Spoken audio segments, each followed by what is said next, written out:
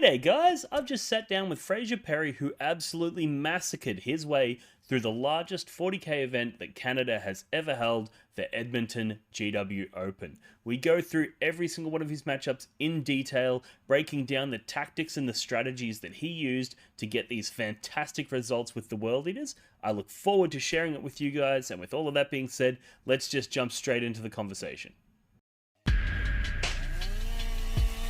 Look for the Blood God.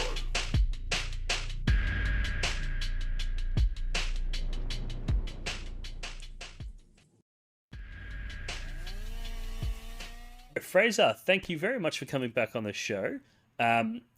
You've just come back from quite the successful showing last weekend. Do you want to maybe break down the event that you went to and the results that you were able to achieve?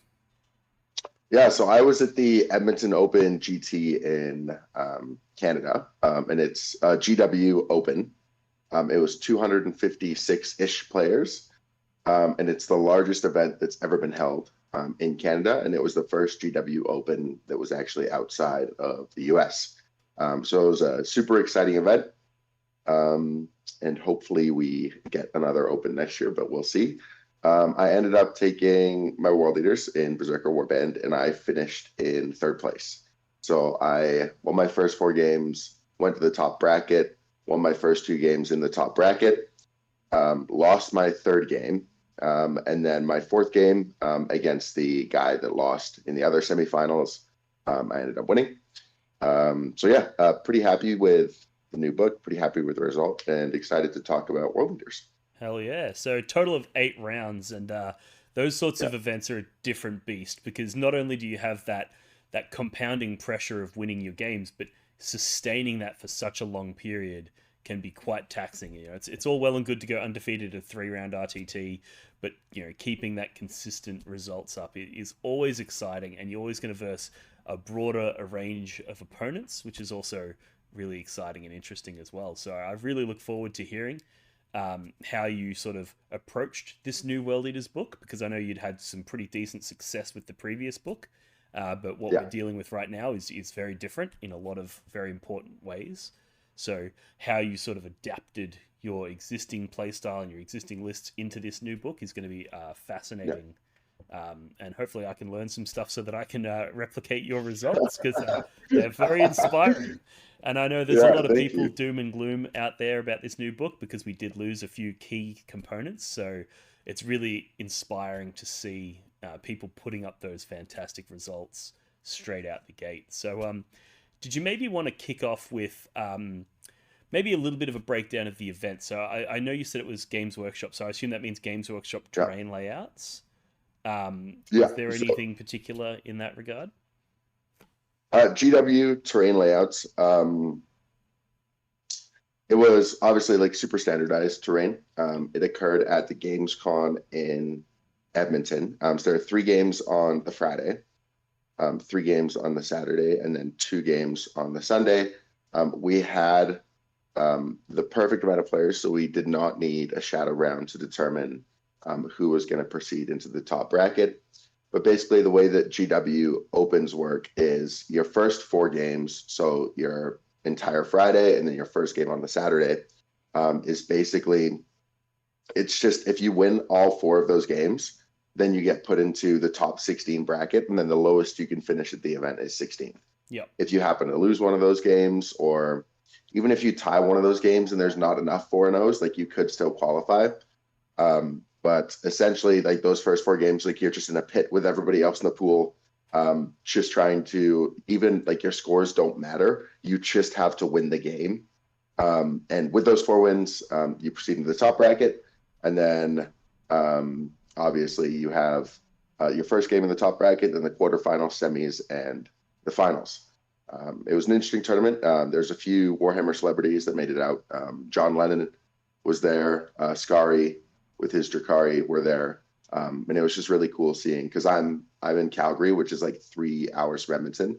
So just looking around and seeing a lot of the guys that I knew from my local meta, kind of meeting all the guys that they learned Warhammer from was a very cool experience. But yeah, the event was very well run. We didn't know lists until literally the first game. Oh Lists wow, were okay. due, lists were due right before we checked in, and then lists were released after pairings. Oh wow, And so no prep whatsoever. no prep whatsoever. I'd kind of been in a weird state. Like I care a lot about the World Championships. Yeah. So I was running Eldar for a little while, and I won like a large 70 player GT with Eldar to get my golden ticket. So I was already signed up for this event. So I was like, okay, you know what? I'll take my world leaders out for a rip. I'll play around with a few lists, but I wasn't really stressing it too much. I have a large WTC event next weekend, and the list was actually built for the WTC event. And I actually had basically no games with world leaders going into the tournament, so I was going to use the tournament to practice for next weekend. And then I ended up finishing third of this Super GT. So So your practice was quite successful then. It was a very yeah, successful test. yeah, I think the list is okay. Yeah. Yeah, yeah, Yeah, yeah, no. Well, now there's going to yeah. be all eyes on you when it comes to that WTC event. People already know what your list is now. They're going to be scouting you, Yeah, and you'll be the Warhammer celebrity at that event. So that's exciting. yeah, yeah, we'll see. Honestly, that's been something that's really nice about the World League community is even after winning like large GTs with like Eldar and other factions, like nobody really gives a rip, which is fine. But as soon as you start doing well with like world leaders, like my inbox fills up, the community bands together. I have guys coming up and saying hi to me at the like it's a really cool community to be a part of. So Yeah, I love doing these absolutely. videos to kind of give back. Yeah, absolutely. And I mean, there's so much content out there for the World Eaters as well. Like, we've got the Ripper Discord community, and then we've also got multiple channels. Like, there's my channel, there's the Red Path guys. They do some fantastic, like, work on the World Eaters. And then there's also Art of War do plenty of good work on the World Eaters. So there's so much community content being generated that it is a really, exciting moment to be, a part of that. So hopefully we can do our part by contributing here today. Um, Yeah. so tell us a little bit about your list, specifically like the detachment that you took and why, because obviously for the first time ever, world leaders have multiple detachments to choose from, which is Yeah. really exciting, but it's also quite daunting. I know a lot of people struggle to Yeah. decide which one they want to take, and then how that then informed the units you took and that sort of thing. Yeah. So when I started kind of thinking about lists, because of the kind of situation I was in, with little to no time for like practice games, and I kind of wanted to plug and play. Berserker Warband seemed like a pretty clear choice, just because there were a lot less moving parts, and I could kind of play a lot more of the game that I was used to Yeah. with different utility and tools. I was strongly considering Demonkin going in as well, just because I really like a lot of the movement, being able to spawn in like bloodletters and kind of like building like a demon style list that's just like appearing on parts of the board. And obviously access to lands and twin linked is phenomenal. But at the end of the day, like I like the extra attack in Warband. I like the -1 damage in Warband just so I can match up better into other like melee matchups. And a lot of my game plan ended up revolving around that, but I can get into that later. But I just really like the way that Warband presented itself in the table. And because the rest of the year is going to be a lot of team events that are like have golden tickets, my role is going to be to push for the 20-0 with world leaders, to try and get my buddies some golden tickets. And I definitely think that Berserker Warband pushes the differential harder than the Demonkin list that I was putting together. So I want to win harder. And I definitely think that the list is very capable of that. So that was kind of my thought process as I was going through. Warband's extremely fun. Most people were taking, like, there was a lot of just one Berserker blob list, and a balance of like 8-pound and other moving parts. But I really wanted the aggressiveness of 2 Berserker blobs. So I put the list together, and then obviously because it's WTC next weekend, I only included 1 Rhino. So I didn't feel the need for 2, and I'd rather have another Squad of Spawn because they are probably the best unit in the book. Yeah. And yeah, that's kind of how the list kind of formation started. Is when I settled up Warband, because I really wanted to push differential in team events, and I think it's very good in singles as well. And whether it's better than Demonkin or not for singles, I don't know because I haven't played Demonkin yet. Yeah, I completely agree with the idea that the warband does, because it's got that damage ceiling is so much higher. You actually can just roll over your opponent if you get the right matchup, right? And you can just go, cool, I've got a good matchup here. I'm going to absolutely destroy my opponent. Whereas Demonkin, I feel it's more around denying your opponent by using the summoning from slaughter to, throw bloodletters where you want to, blocking your opponent, flipping their objectives, denying their secondaries. But it doesn't have that raw damage output. So I feel like if you're playing a game where your goal is to just blunt everything and take it down to a 10, then you probably take the Demonkin. But if you want to get the favorable pairings and then go in hard with the warband, you can absolutely get those 20s, like you said. So I completely agree with your diagnosis there.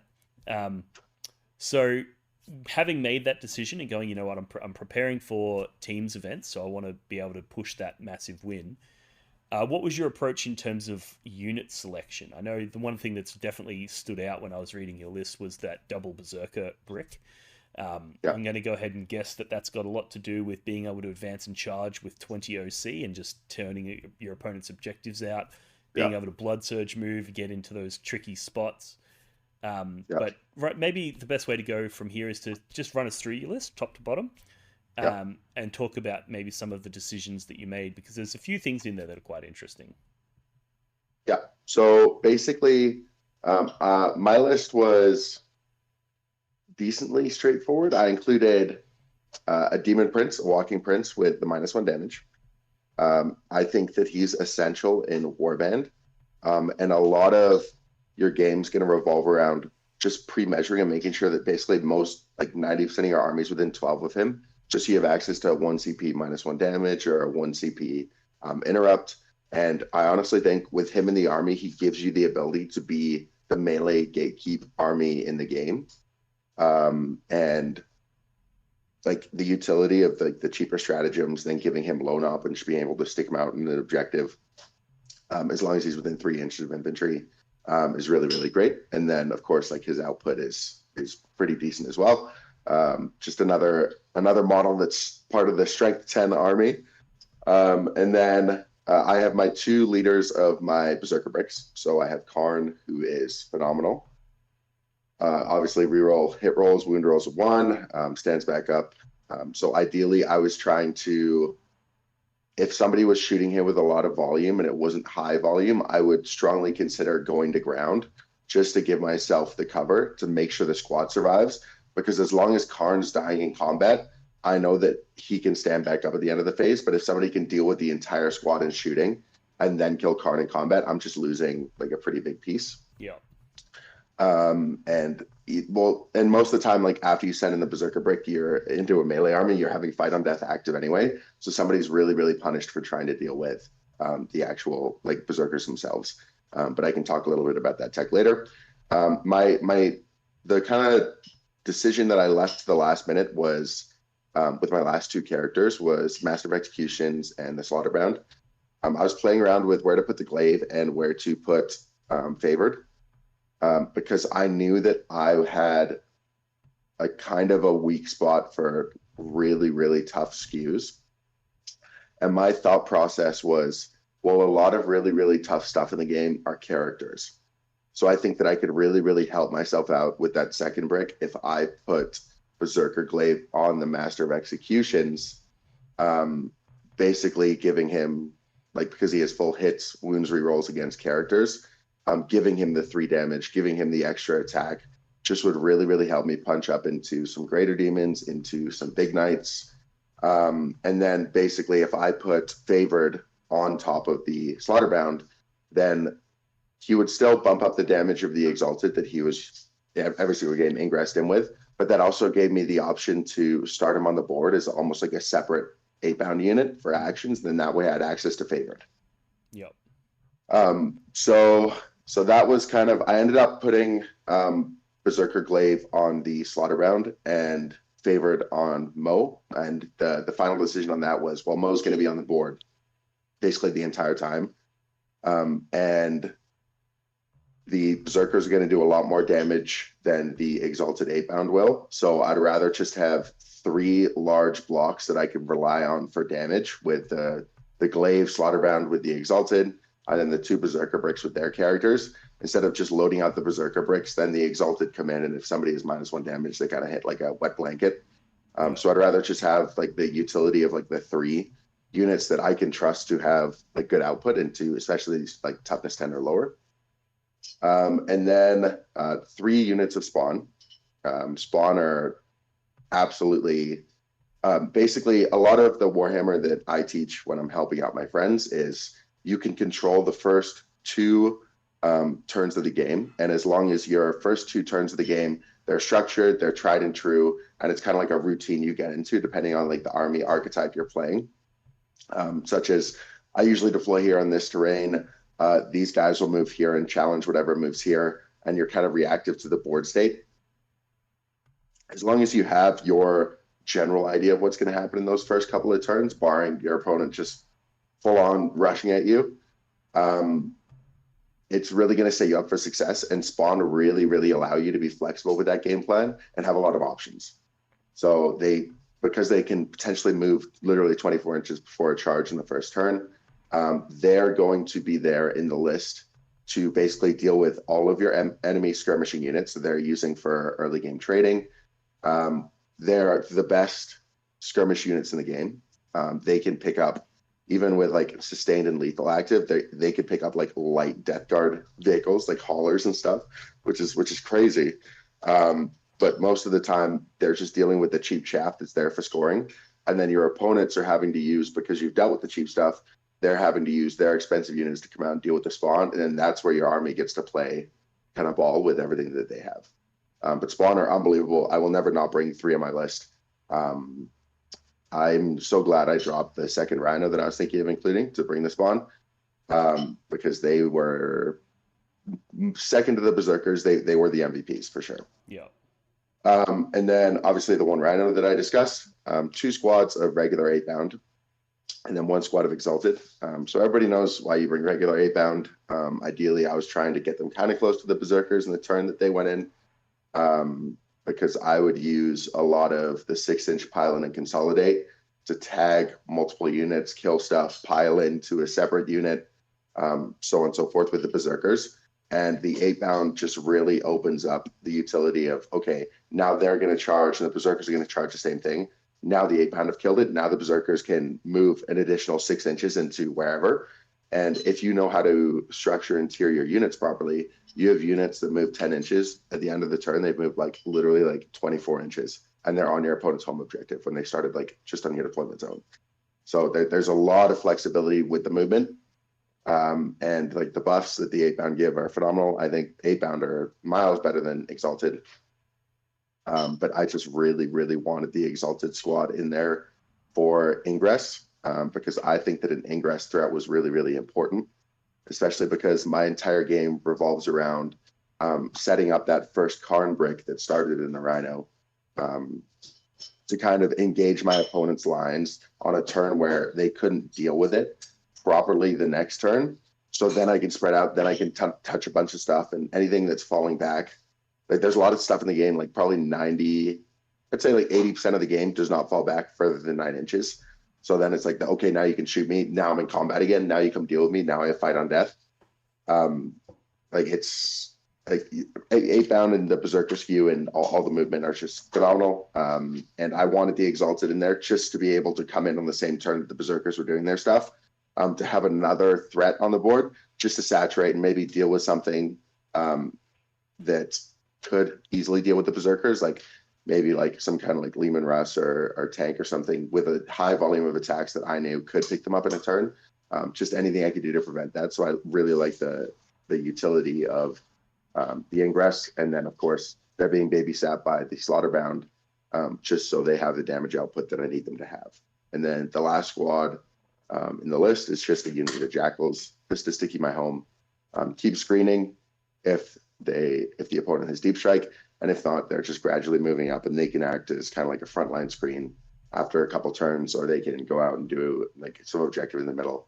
But yeah, that was kind of the list. There was a Forge Fiend in there as well, correct? Oh, 2 Forge Fiends. 2 Forge Fiends. I was going to say, I'm not sure if you said Forge Fiend, but I remember reading it, seeing Forge Fiends, so yeah, I didn't want that to get mixed. Forge Fiends are also slightly good. Yeah. Forge Fiends, especially in Overwatch, because the other person becomes the only eligible target. Yeah. With the full rerolls to hit, everybody's respecting the Overwatch. They were covering lanes. The biggest thing with Forge Fiends is you just have to pre-measure all of your opponent's anti-tank and just make sure that their anti-tank cannot get into a lane to easily see your Forge Fiend in the next turn, because your Forge Fiend is going to be dealing with a lot of stuff in the middle of the board. You're not trying to snipe your opponents. You want to be killing stuff within 18 anyway. So you can usually find good angles to see stuff on the middle objectives without just being sniped from like 36 inches away by some like super anti-tank artillery. And just having the foresight to pre-measure everything really, really helps protect the Forge Fiends. Yeah, I think that's a skill that World Eaters players are going to have to learn. I played a game with it, first game with the Codex, and I was like, oh yeah, I'll try Forge Fiends out. And the excitement when I was like, I'm going to Overwatch something, and I'm like, I've never used Overwatch in this whole edition because I've played nothing but World Eaters. So it's one of those skills that I think people are going to have to learn is to, when you're playing against World Eaters, you can't just send because they can Overwatch you. And as the World Eater player, you need to be conscious of when it's appropriate to Overwatch and when it's not. Understanding the value that you're going to get with that stratagem. And then, like you said, positioning a shooting unit is very different than positioning a combat one. And I think that's going to be something that when World Eaters players sort of get their hands on that and really sort of master it, they're going to find a lot of value from those Forge Fiends. I noticed there was no Hellbrutes in your list. Is that just a decision, or is that due to model availability, or what's your sort of thoughts on the Hellbrute?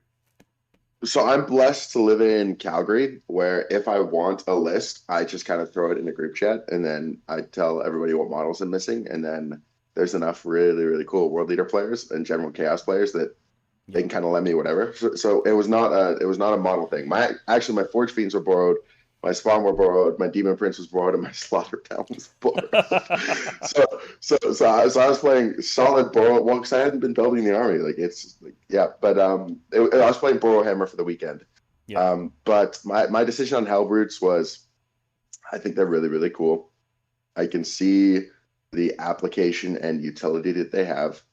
I'm not saying they're not competitive, but I just think that even with the 6-inch pile and consolidate, a lot of the stuff that I would be wanting to do with them just wouldn't be possible against the games that I would need them to do well in order to win. Yeah. So in my opinion, anybody that's going to let a Hellbrute do crazy things to them is somebody that it's a game I wouldn't really have to worry about like needing the Hellbrutes to win anyway.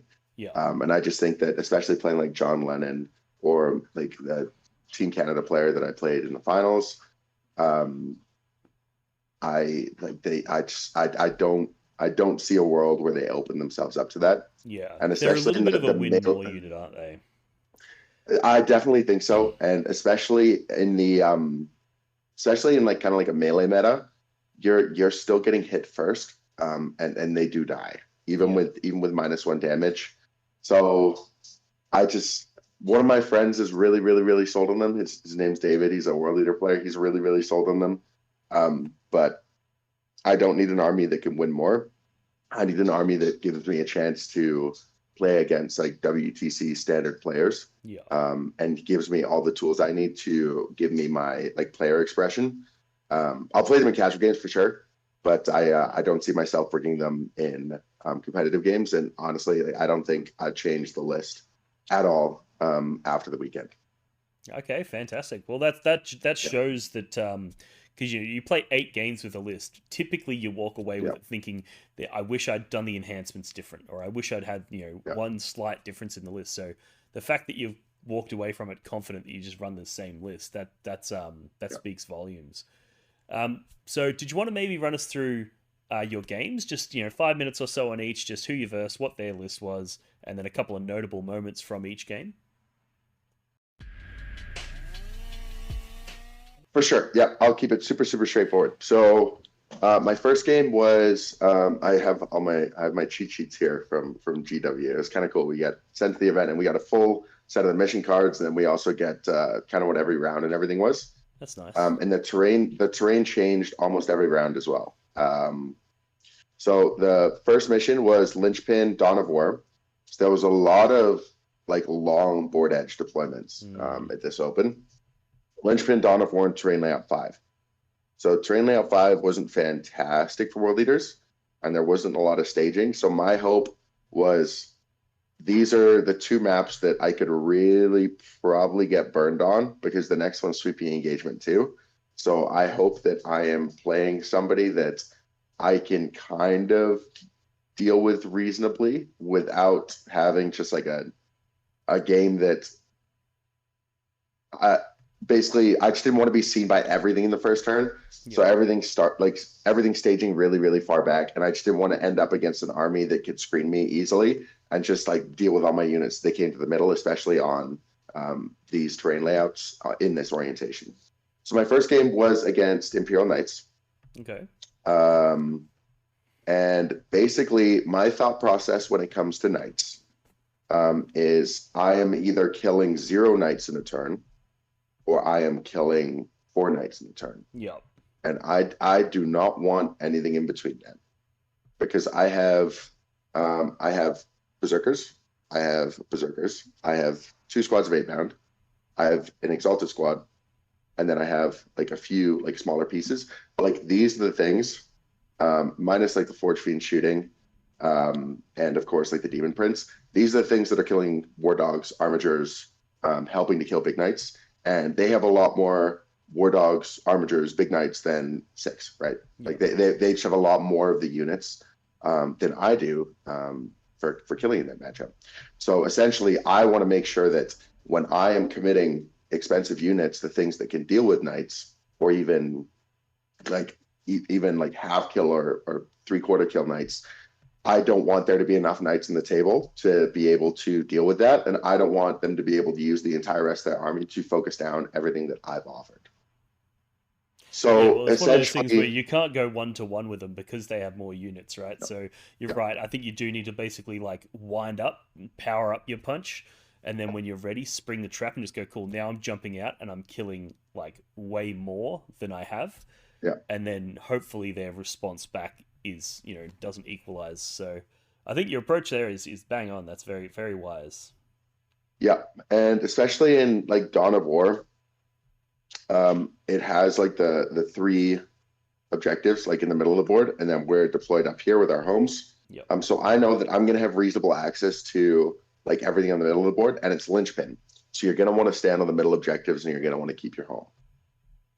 So it's not scorched earth or something weird where like it doesn't really matter how many you're stood on until the end of the game, as long as you're on your home. Generally, you can put up a pretty good primary score. So I just used my chaos spawn early to deal with some of like the trash cultists and stuff that he put up.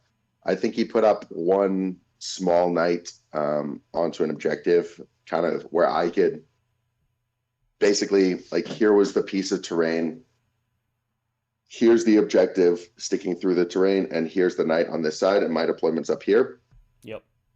I had sustained lethal. I charged in a unit of spawn and a unit of 8-bound into this knight over here. Killed it. And then basically, because there was a character in one of the smaller like cultist units or the sisters units that I was killing, I was able to pop the 6-inch pile and consolidate and bring myself right back behind this wall. So basically what you want to do is, sure, like you can come and kill my spawn if you want to. They're on an objective, so you have to bleed on it. And that was kind of the thing, is every time spawn kills something in skirmish, you want them consolidating back to an objective. So somebody has to come and kill them, or you're just going to bleed on it and kill and score primary anyway. But my 8-bound were safely behind the ruin now, because when you end your consolidate, you just have to be closer to the middle of the objective. So here's the objective. The objective is my head. Here are my units. Here are my units. I could literally come literally all the way down to here as long as I'm closer to the middle of the objective. Yeah. I don't have to go all the way to the center as long as I end closer.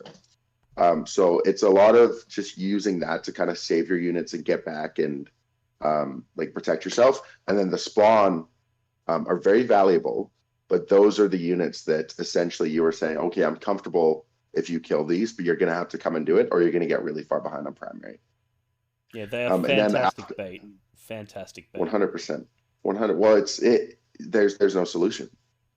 There's no solution unless you're running something really, really tough on the objective. Like you have to deal with the spawn, or I just get ahead on prep. So it's not even like well, let's see if he comes and deals with this. Like, no, like you have to come and deal with it, or you're gonna lose the game.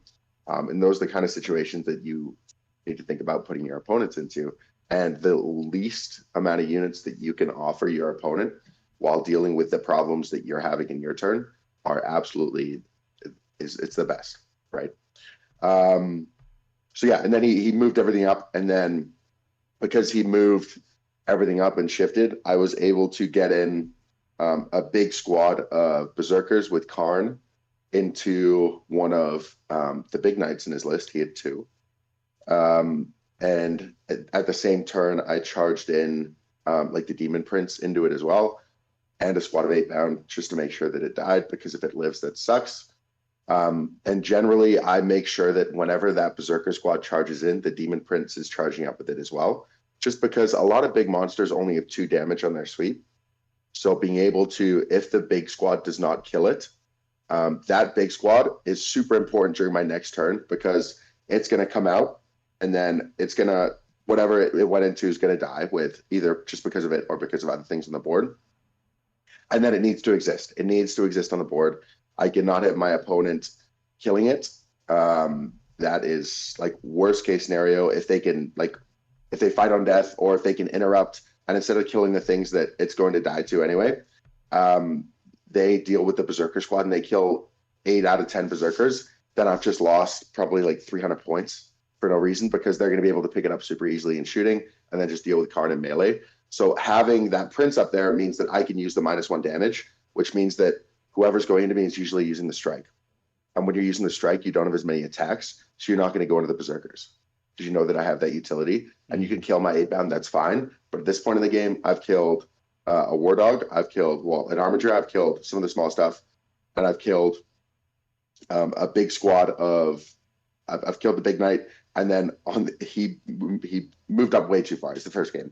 And on the other side of the board, I got in my squad of 8 bound that was still alive, and the other squad of Berserkers with Mo, without even need to be in the Rhino, they advanced the charge, and Karn just moved up normally because he's moving 11 inches, and that was right in the middle of the board. And they were into 2 Armigers. So starting into my opponent's next turn, he had lost 2 Armigers, had lost a Big Knight, all of his trash was dead, and now my entire army was basically sat in the middle of the board with access to like -1 damage in melee. And obviously, as soon as he shoots it, they're just gonna surge in. Yeah. And at the same turn, I dropped the Exalted squad with the Slaughterbound into his backfield. They dealt with another Armiger, and now he is that back there as well. So his decision making is either he comes and deals with the Berserkers in the middle. He has 1 Big Knight left, in which he's going to be striking, so he literally does not have enough attacks, or I'm just going to -1 damage, and he's going to kill almost nothing. Or he goes and deals with the Slaughterbound, which he needs to, because it's just going to take us home in the next turn. So basically, you're just trying to put your opponent in that kind of position. And that's why I really like the 2 Berserker bricks, is because once they touch something, even outside of the plays where you're using the 6-inch to kill something and then pile in elsewhere, once they kill something, you kind of like spread out onto an objective, touch other units as much as you can, unless they're going to kill half your unit in combat, in which case don't do that. But then if they want to deal with the squad, they're going to have to shoot it. Then it's going to go into combat. You fight on death active. And it's just, yeah, it just becomes extremely hard to deal with, especially when you have you present them with multiple other units at the same time. So that was my first game. I don't know the score off the top of my head, but there was a convention there, and I really wanted to look around the convention. And I think my first game took about 1 hour and 20 minutes, and I was the first one in the hall done. So that game's a good game. I've always said that as a World Eaters player, I want to either win fast or lose fast. Like I don't want to last for 3 hours. I want to go in there and be like, "Yep, game's done. Let's go grab a beer." Yep. or game's done. Let's go grab a beer. Either way, I'm happy. Yeah, Um, yeah, seriously. and it sounds like you got good utility out of the rapid ingress threat in that game as well. I was going to mention that when you were talking about Yep. your list. I think even though Exalted 8-bound, sort of you look at their data sheet and there's a lot to want, like the 8-bound themselves are arguably just better, even though they're the Yep. cheaper alternative. But I think there is something about having a unit that can rapid ingress that it does a few things. One, it keeps your opponent honest. Like they kind of, a good player will have to leave something back to screen you out. They can't just let you drop in behind them. So the Exalted being that rapid ingress threat kind of taxes your opponent for one unit for the entire game. And then also they just capitalize on those mistakes. If your opponent does make a mistake and you have a rapid ingress threat, you can really dial it up. Whereas if you don't have that in your list, it frees up your opponent and it also robs you of those opportunities. And as a World East player, sometimes what you're actually doing is just chasing opportunities. You're just setting up scenarios where if your opponent makes a slight mistake, you can really capitalize on it and get those big wins. And the rapid ingress is just another way of sort of creating those opportunities for yourself instead of waiting for them. It's very reactive to the board state, and I think that the slaughter bound is very important in that squad, just to give them the output they need to. But it basically helps you look at the board and say, okay, I know my berserkers are going to go there. Where would I like my Exalted squad to come in now, to be able to make dealing with the berserkers and dealing my army as difficult as possible? Yes, my opponent. 100%. And I like the flexibility and utility is priceless in the list. Well, it's not priceless. It's 270 something points. But it's worth the price. It is. And in general, I definitely think Exalted and 8-bound variants probably going to go down in points, but Spawn and Forge Fiend should probably go up. So I hope that equalizes somewhere in the middle, and I can keep bringing the same list because I like it.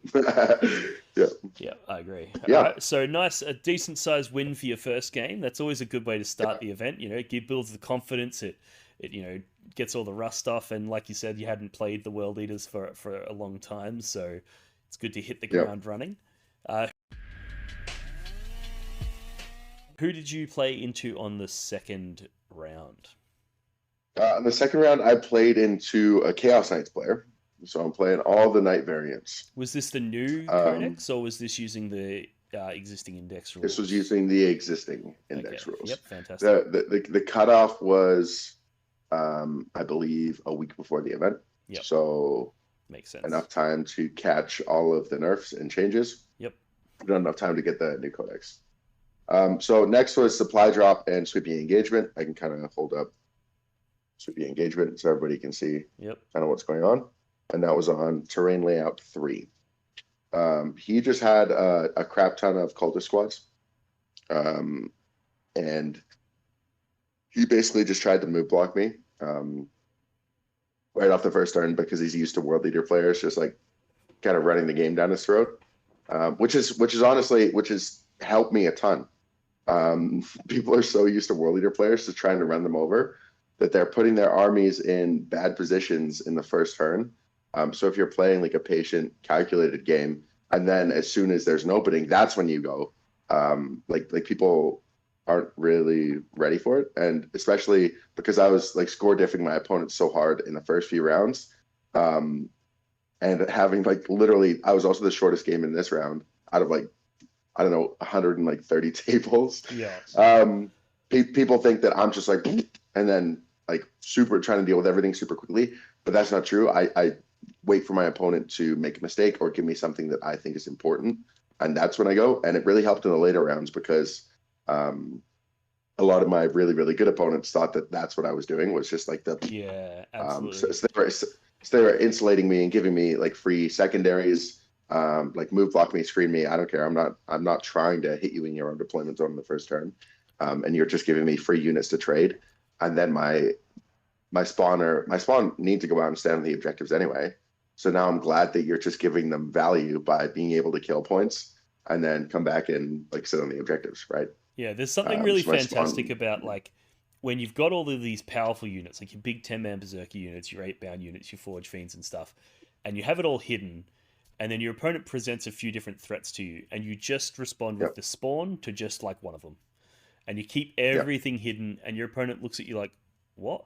but you're a World Eaters player. Bro. Why aren't you charging me? Like, and then they kind of awkwardly respond. They don't really know what to do, and then the next turn you just send out one more spawn unit, and you're like, I'm just going to kill you off of that, or I'm just going to equalize you on this primary, and then your opponent sort of starts to panic because they realize we've been playing for 20 minutes. We're already on turn 3, and I haven't scored anything. He hasn't scored anything. Like, what's going on here? So then they panic and they make a misstep, and then they present a little bit too much, and then you go counter it with everything and you full send and you just absolutely collapse them.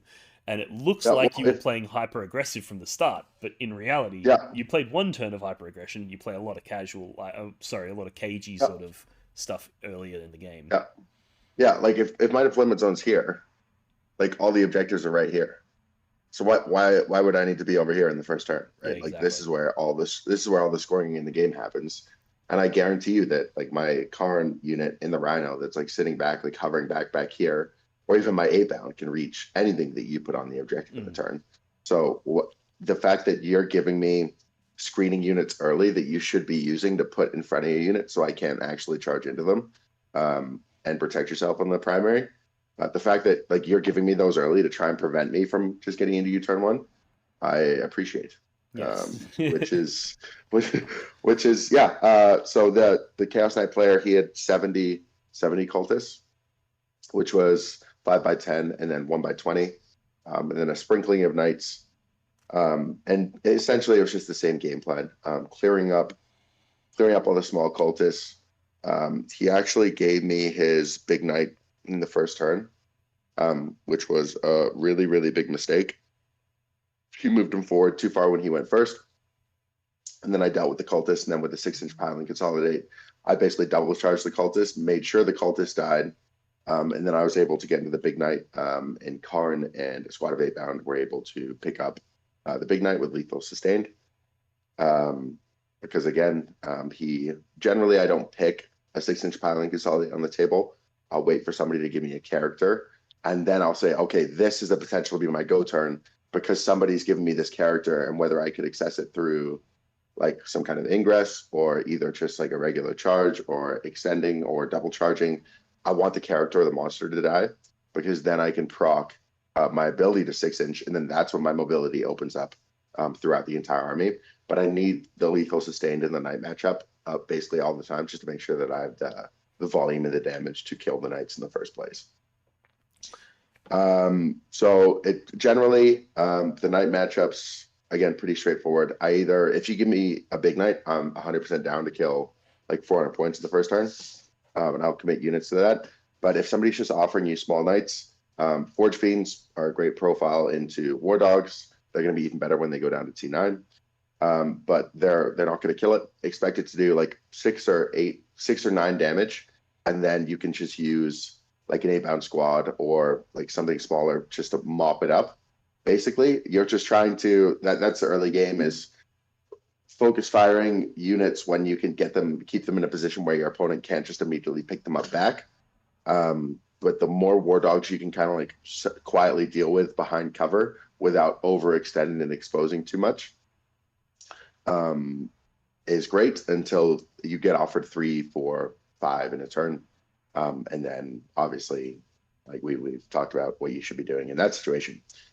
So super straightforward game. He gave me his big knight way too early.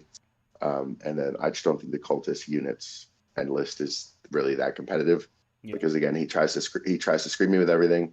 Okay, I get weird angles with Forge Fiends to pick up one of the squads, a squad of like spawn on average with lethal sustained picks up a squad. So basically, again, same game plan. Make sure all of the cheap stuff in the middle dies. And now my spawn are sitting on the objectives. You cannot see anything of value.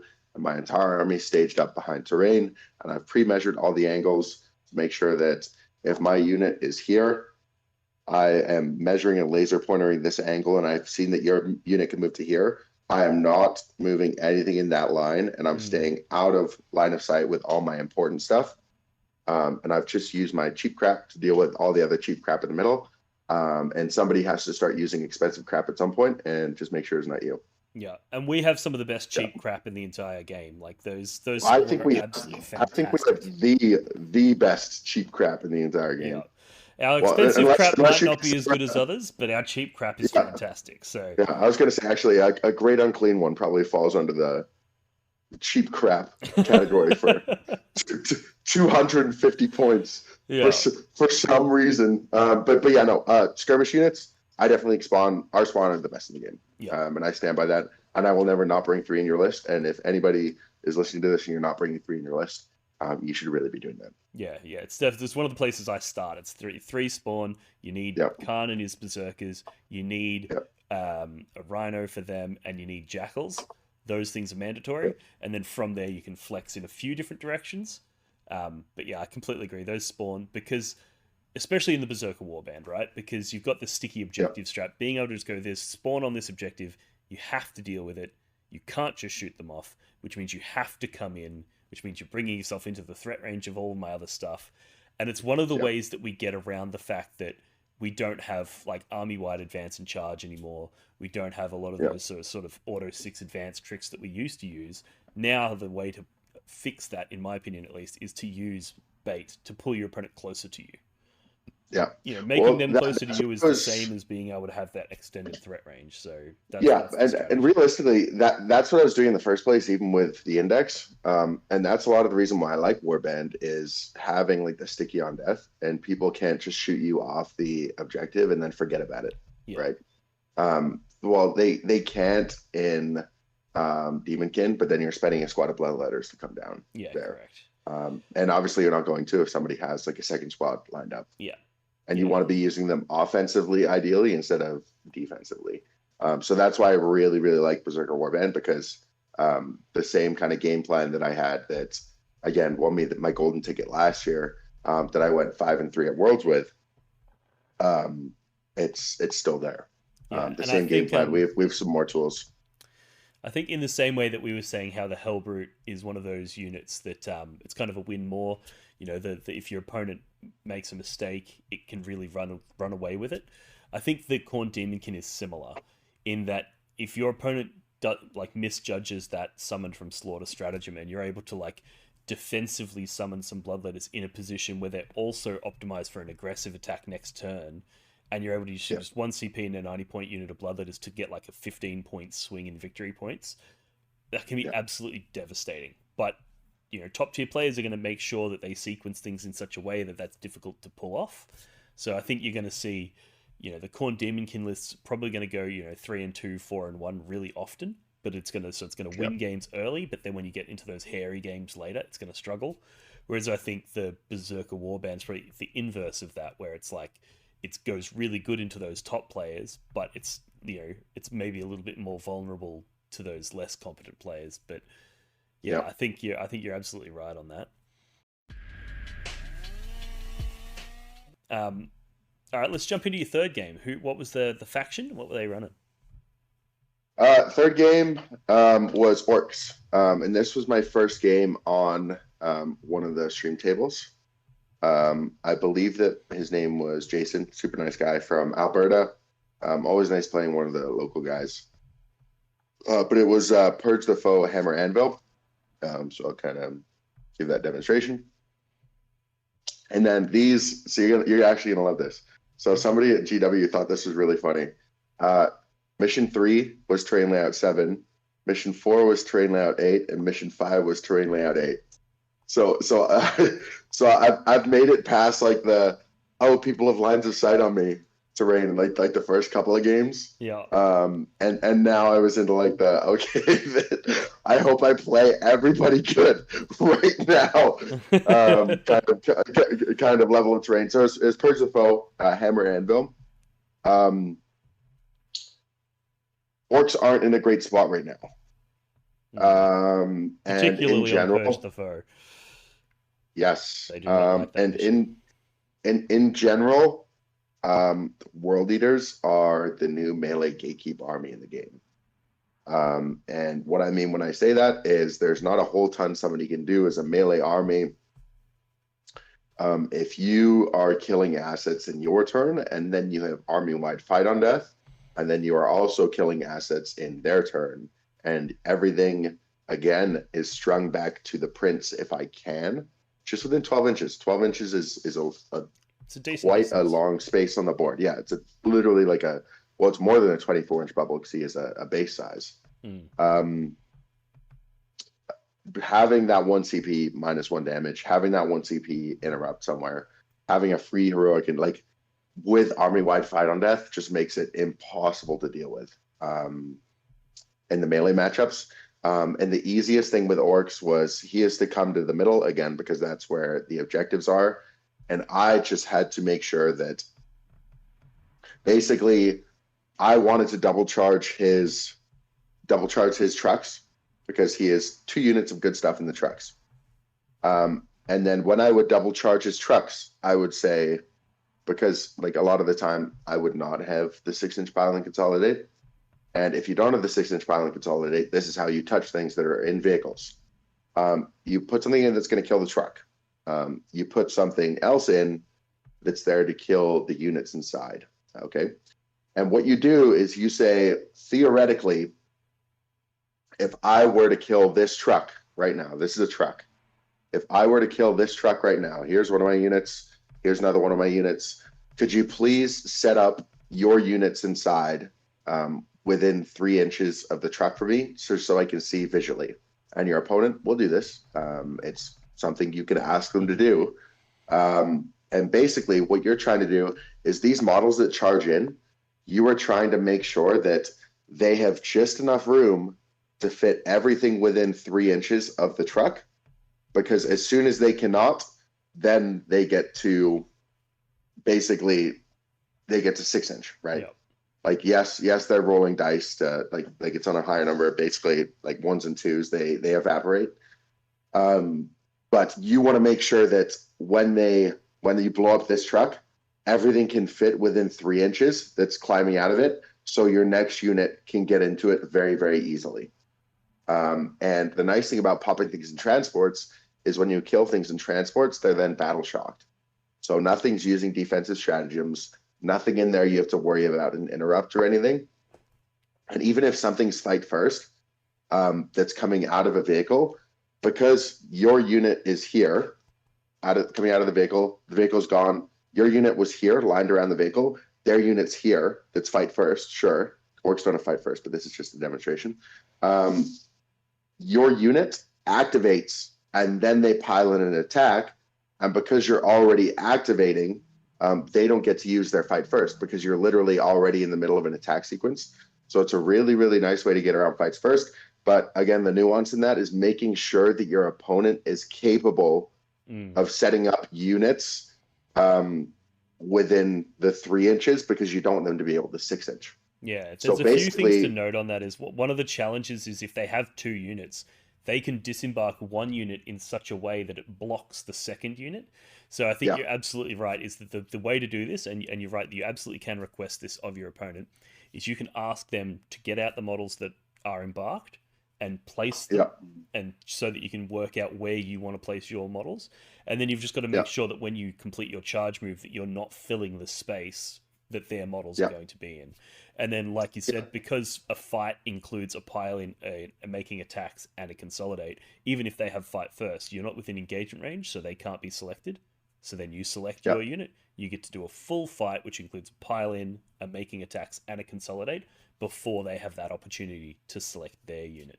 So that's the sort of stuff that I think World Ease players really need to master as well. And I think most people are getting there, because you know, these rules have existed for the entire edition and they haven't really changed too much.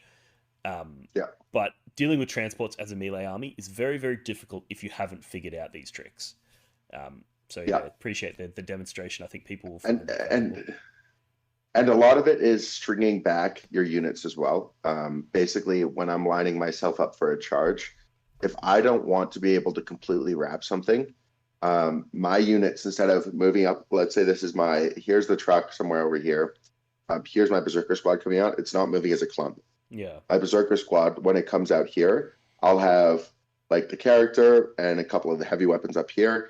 And then some of the other models I'll string back here. Just so even if I really roll high on my charge, I'm not capable of basing back here. So they have the flexibility to kind of go wherever they want, but like before the pile in. But I want to make sure that I'm not legally required in the game to then box my opponent out of doing like the 3-inch. And that's applicable in a lot of settings, especially even if you're using the 6-inch pile and consolidate to touch things. I will absolutely string back my units model by model, just so this back. So here's a unit that I'm going into. My models are like 8-bound squad here, here, and here. Just so this guy at the front can go here and here, and like the 2 units. And now physically, this guy all the way back here would have needed like a 10 or an 11 to get over here or here. But instead, he's coming here. And now when he piles in, he can use the 6-inch and he can go all the way over to here. He's still within 2 inches, keep it coherency. But now I have the ability to touch him against another unit once they kill this squad. So just chaining back your units when you're setting up a charge. Obviously, you don't always need to do it, and you need to have a reason to do it. But it is a very powerful tool that I don't really see a lot of people using in their game. So you're trying to block yourself out of being able to base. So you have the flexibility, especially if you do the 6-inch pile and consolidate. You have the flexibility to pull your unit around and put them in range of like consolidating into something or piling into the next thing. If you already have something committed that's going to kill this, and then you get your pile and move elsewhere. Yeah, well, it's like you said at the start, that sometimes you'll have that unit that's got an 8-inch move characteristic, but by the end of the phase, it's moved 20 inches, because if you're utilizing those pile-ins and consolidates of 6 inches correctly, you can get some serious distance on them. I think one of the reasons people probably don't do that so often is because it's somewhat counterintuitive, right? Like when you're charging, you're like, I've got my 10 berserkers here and I want to charge that rhino, so I want to move all 10 of them as close as possible so that they can all fight. But oftentimes in those situations, you actually need to do the counterintuitive thing, and sometimes you want to move away. You know, if your opponent brings their rhino up real close to you, you actually want to move away from it and then charge back in so that you can then, you know, block yourself from making base, get an extra 6 inches on your pile in and 6 inches on your consolidate, and wrap all the way around it and get on that objective behind the rhino. Yeah, there's some really interesting stuff you can do with that. Do not make it a difficult charge, or you're going to feel really stupid. You always want to make sure that the front model stays pretty much as close as possible, so that's an easy charge. But the rest of your unit wants to string, and like you said, not always. It's not something you want to do on every opportunity, but there is plenty of opportunities where you know those counterintuitive plays are worth considering. Yeah, so Orks was pretty straightforward. There was a funny turn where I missed 2 5-inch charges, and then in his next turn he missed 2 5-inch charges, so we're both like and then we just like redid our go turns basically, which is funny. But it didn't really matter because I had Fight on Death active the entire game anyway. Just so Forge Fiends were generally going into trying to hit the shooting units if I could, just to make sure he was killing me in combat. So I was killing a lot of Orks in my own turn. And again, everything's within 12 inches of the prince, just so I have access to the -1 damage. So those Berserker bricks become extremely difficult to deal with. And then that was day one, and my first of 4 games on one of the stream tables. But only one of them was on the main stream. I don't know if they highlighted the secondary stream or not. Very much, I haven't really checked it out. But it seems unlikely because all these games were much, much shorter than the game happening on the main table. Yeah.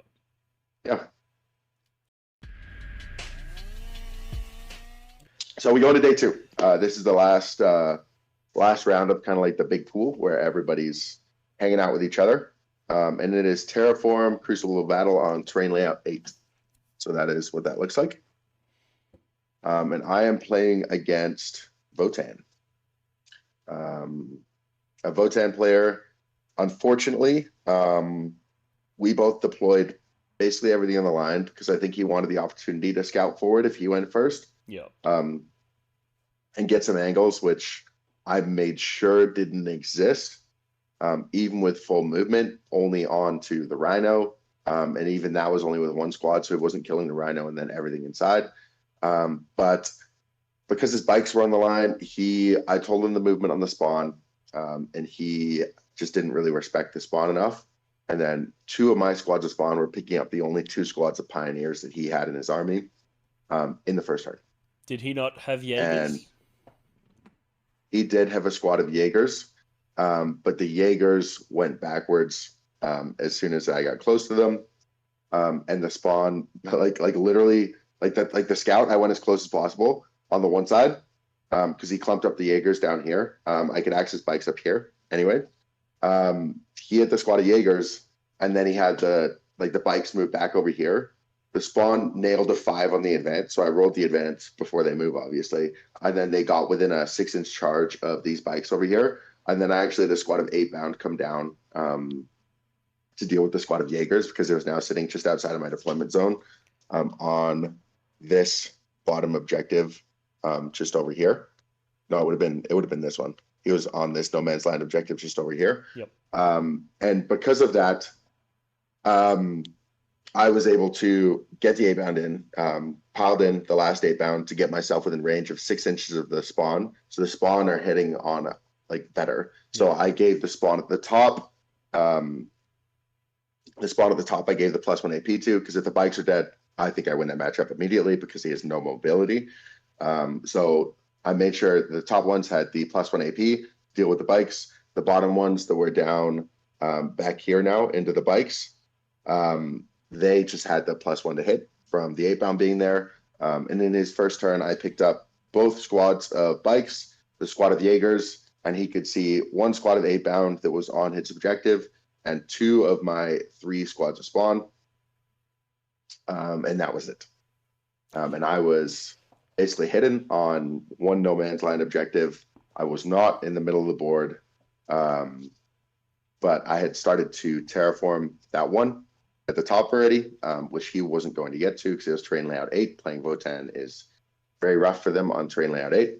And basically it was just a downhill game from there where he had to keep moving stuff into the middle, and basically just got picked up every time he did so. But you're trying to put your opponent into a position where they are using their expensive units to deal with your cheaper units on turns 2 and 3. Yeah, it's a very strong opening. So I think what you probably experienced in that game is something that's always really inspiring in a game, is when you have that strong opening. You have that really strong turn 1 where you score your cards, you deal with one of their important threats. Typically you want to be dealing with their objective pieces in those early games, which is like dealing with the bikes and the Jaegers, because now it means if they draw something like Cleanse, well, now they actually have to do it with one of their damage dealers. They have to actually send out something that's relevant to do those things. So targeting those units early in the game just sets you up for massive amounts of success later in the game. And sometimes you don't even necessarily see it happening. You just notice throughout the game that they're really struggling to score their secondaries. They're really struggling to deny you certain things. And that's one of the interesting things I often find, is that the things like the Jaegers and the bikes, they'll often use those to screen you out because they're trying to prevent your big units from hitting their big units. But what they're inadvertently doing is they're actually sacrificing their important trading pieces early in the game. And it sounds like that's exactly what happened here. Yeah, I'm going to the primary at some point. Like I want to score and win the game. And if you're just going to give me units to allow me to kill stuff and then consolidate back into the primary, I'm completely okay with that. And especially on trade layout 8, as soon as the bikes were dead, nothing else was in the sky, because the bikes can go uppy downy. So I could then just lurch my entire army up onto the staging pieces, and it was basically immediately game over from turn 1.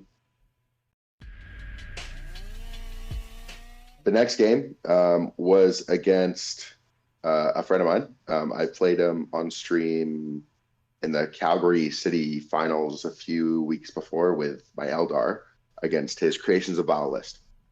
And we were actually on the same stream table as we were before. But it was Taken Hold Tipping Point on Terrain Layout 8.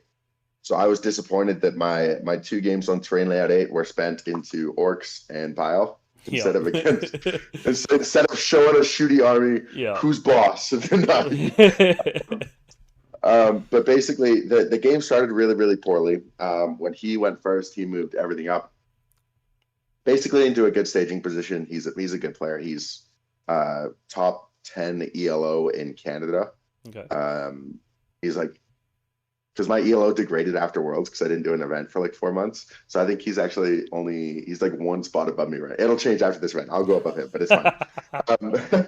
Not that I care. But basically he moved his big possessed bricks up and then staged the rhinos and everything. He doesn't really have cheap units except for rhinos.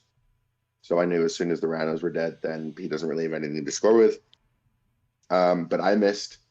It's my fault for doing it, but I missed a rerollable 7-inch charge in the first turn to get my Karn break into his big squad of 10 possessed. And I'm not feeling great, obviously, after that, because now my Karn break sat in the middle of the board. But luckily, in case I missed, I left my Demon Prince within 12, and I had a secondary. I believe I had Engage, and I moved everything in my army to make sure that things were strung out onto the middle of the board, like onto the midline. So I couldn't score Engage, so I got the CP. So I got the extra CP. Because you really need the CP in like a melee matchup. Yeah. Just for the interrupts, just for the -1 damage, so on and so forth. And because with the changes where if you can score a card, you absolutely have to. I could score my other one. I forget what I had. Probably extend or something. And obviously you want to be on a middle objective, so you're not going to keep yourself from scoring extend. So instead of scoring 1 point on Engage, I scored 0 points in Engage on purpose to give myself the additional CP. And then when he tried to crack me back, I had Fight on Death active the entire game. Easy access to -1 damage on Berserkers, and Karn ended up living until literally the very last turn of the game. An Overwatch on Forge Fiends onto a squad of Possessed picked up 6 out of 10. Well, it's like a perfect target for them, right? It's the perfect target. Oh yeah. And he he was not too happy with that. But basically it was just kind of like a cookie cutter. I was killing a lot in his turn and just using because he's a lot of 2 damage, strength 5. So he's not great into 8 bound. He rolled the extra attack as his extra buff. For Bile. He's not great into 8 bound, especially if I use -1 damage. A squad of 10 possessed realistically, unless they spike on devs, which is once per game. They're not killing a squad of 8 bound with -1 damage. No. So I just make sure that everything's touching within that 12-inch bubble. Again, that's what my whole army rotates around the mid board, around those primary objectives in the middle, staying just within 12 inches of that prince for that sacred -1 damage stratagem that I love so much into other melee armies. And that stratagem alone is the reason why I think that Berserker Warband lists absolutely clear Demonkin lists in the mirror with the sticky objectives. And the -1 damage, like it's just I don't know how the Demonkin list would win a mirror game against Warband. But no. So it's a super straightforward game. When I'm killing you in my turn and also in your own turn more than you're killing me, like in his go turn, I killed more units than he killed, and he's like, "Dude, what is your army?" And it feels really good to be in that spot with the world leaders. And I was telling him that I think that world leaders are everything that Creations of Bile wants to be, board presence wise. We're just not extending with everything into your deployment zone anyway now. Sorry, we're not extending with everything into your deployment zone now, but we weren't doing that anyway. If you were winning a lot of games, you were playing the stagey game because all of your primary missions and most of your secondaries are in no man's land. And you move up when you need to. But for the most part, it was just a very one-sided game. I think it's really interesting that the world leaders and Creations of Bile have a sort of an interesting relationship where there was a period there when Bile first came out that a lot of world leaders players pivoted from that into Bile. And I think they're all coming back home now. And I think it's really interesting. Yeah, exactly. Traitors. But so it's like, but it used to be that like Bile was just world eaters, but with a bit of shooting. Whereas now, like the world eaters have arguably better shooting than Bile now. In the Forge Fiends are really good. And I think they're much closer to the similar. You know, they play styles is very similar, but I think you're right. I think the world eaters do it better. 6-inch pylon and consolidate's really good. The neg 1 damage is just so underrated. And I think a lot of people are still wrapping their head around, and I mean, I count myself as one of them, where we used to see it as it was this 2 CP strat. So it was like, it had to provide massive value. Mhm. and also you had to plan for it. You couldn't just do it on a whim. You had to, you Yeah. know. So like there was times where I would sacrifice an objective that I was capable of scoring, but I'm like, well, if I score this, I'm going to get 2 or 3 victory points. I'd rather the CP to be able to do this -2 damage. So it became a really complex sort of decision making process on using that stratagem. Whereas now, I feel that because we have the Demon Prince's ability to reduce the cost, it actually becomes much more interesting because you can sticky an objective in turn 1 for free, and then you still generate your command point and the one in your opponent's turn. So straight out the gate, you're able to use that -1 damage, and it's only going to cost you 1 CP. So like, yeah, it becomes much more accessible, and that Yeah. accessibility on such an amazing stratagem makes this detachment significantly better. And I think people are Yeah. still catching up on that. Yeah, and you're not choosing mobility anymore on your table. So that means that most of the game you're going to have higher output. So we do more damage than we used to, Yeah. with sustained and lethal all the time.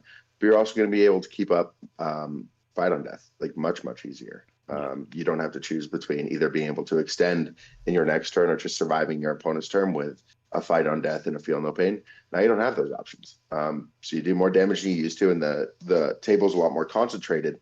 So you're taking a lot more favorable buffs. I didn't really use Dev against infantry because I didn't go against Custodes or like a infantry skew Death Guard. But especially into Bile and stuff, just having the 4-up active for the entire game, game ending immediately.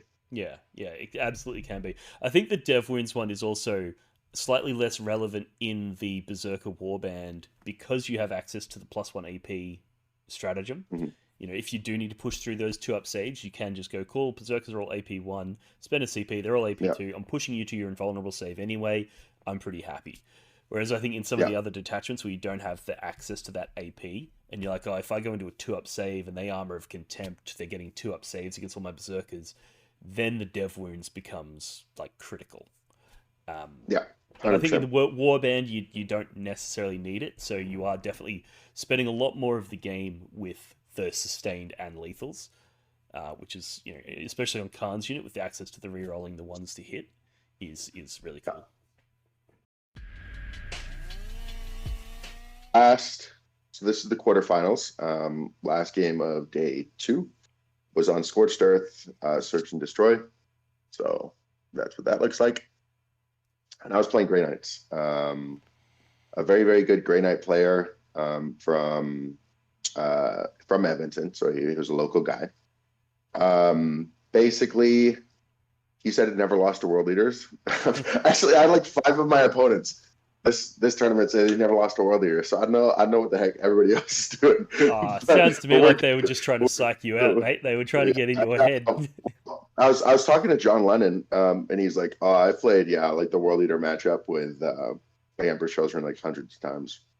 And I was like, "How do you have time for this?" I was like, "Is it your job?" And then I was like, "Oh yeah, It kind of yes, is his it job, isn't it? yeah. But Grey Knights again, offering cheap units where I need to early. +1 AP on spawn. They kind of pick up like the 5 mans because he was running the reroll hits detachment, not the one with AOC that can move away that we really don't like. Yeah. I'll kind of get into super standard game. The only thing is I made a large mistake at the end of the game, Okay. and it allowed the game to be a lot closer than it should have been. But essentially, on turn 4, so I went first. On turn 4, here's my deployment zone. I'd already burned this one. He started burning this one. Okay. And he started burning this one. And at the end of my turn 5, he had 2 units left on the table. And he was behind by a lot of points. And I hope that me showing you this will help somebody not make this mistake. I still won the game, so it was fine. But it allowed the points to be a lot closer than it should have been. Basically, because it's my turn, I get to decide before he goes uppy downy at the end of my turn. I get to decide if this burn goes off or not. Yep. Basically, if it continues to burn or if it stays on the table. And I didn't even think about it. It was game 6 of day 2. And basically, I chose for the burn to not be successful. So because I chose for the burn to not be successful, the objective's still there. So he's still going to burn it in his turn 5, but now he is a primary to stand on, so he's scoring primary points at the end of the turn. Yeah. He has an objective to stand on, and he drew extend battle lines and secure no man's land. Yeah, so it's a decent swing. That's like an 13-point swing. Yeah. A large swing, just because I said your burn does not complete. It's another one of those counterintuitive things, isn't it? Like, because you'd feel like the obvious thing to do is to say no, but yeah, you sounds like you should have. I didn't even think it through, and I'd never had that come up before. But it happened, and it was a lot closer than it needed to be because of that, and I will never make that mistake again. And I hope that me showing that kind of helps other people not run into that trap. Well, I feel like I would almost certainly run into that trap. So even if it just helps me, like seriously, like after it happened, I was like, oh, I am so stupid. Like I felt because it's game 6. Like I've already won like a GT at this point, like 5-0 and then 6-0. And it was I'm usually less thoughtless than that. But that happened. And just be very careful because when it's your turn, you get to pick all the sequencing of when stuff goes off. Yeah. Obviously, you know that, but just for general information. So Scorched Earth is something you have to be careful with. Yes, particularly when you're going first, because you need to understand like your opponent's tail end scoring can be absolutely phenomenal in that game. Yeah. So sometimes I guess the takeaway would be that sometimes you've got to sort of think about what you want to do and then stop yourself and just think a little bit further, just that tiniest bit further. Because he's 2 units left. Like the game's over. It's the end of the game. Like I'd already won by like 20 or so points. And that just made it a lot closer than it needed to be.